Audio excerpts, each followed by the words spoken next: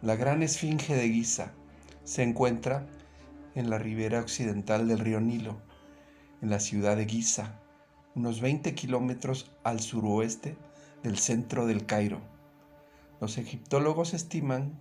que fue construida en el siglo XXVI a.C., con más de 50 metros de largo y cerca de 20 metros de alto. En el remoto pasado se pierde en las oscuras edades la iniciación de los neófitos en los antiguos templos de Menfis, Tebas, Heliópolis y en la Esfinge de Giza. Se hacía sujetado al candidato a determinadas pruebas para ver si estaba en capacidad de acometer la enorme tarea que se le esperaba, y después de confrontarlo con esas pruebas, así como en el misterio que encerraba y consistía a entregar el secreto del enigma, el cual debía ser vencido por el candidato, era dejado solo, a solas consigo mismo, para que por su propio esfuerzo y osadía, por su perseverante labor, así como por los altos vuelos de su potente voluntad, pudiera dominar el enigma y salir triunfante de las pruebas,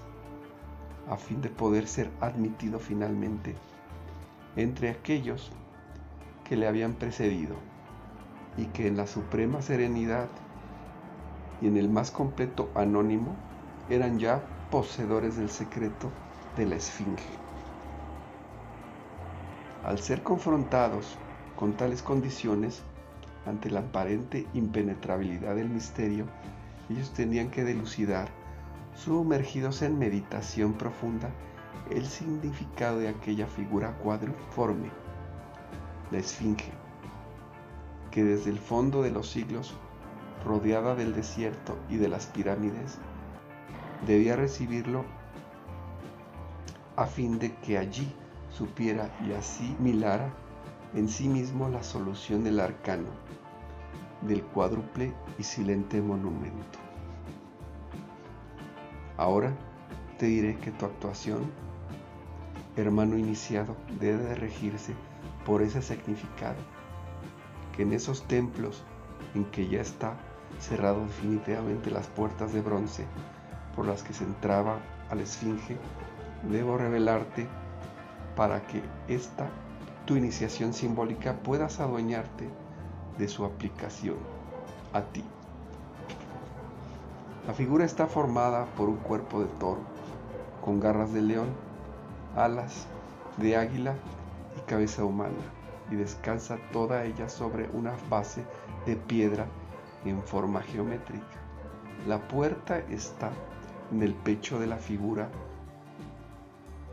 Todo esto significa que tu actuación debe de descansar o basarse en una geometría regular y ser firme como la piedra. El cuerpo de toro significa la perseverante labor que habrás de desarrollar. Las garras de león, la osadía que habrás de desplegar, pues el triunfo solo es de los osados. Las alas de águila significa la voluntad que te permite ascender a inaccesibles alturas de poder, ya que una voluntad inquebrantable vence todas las dificultades. Y por fin la cabeza humana significa la conciencia e inteligencia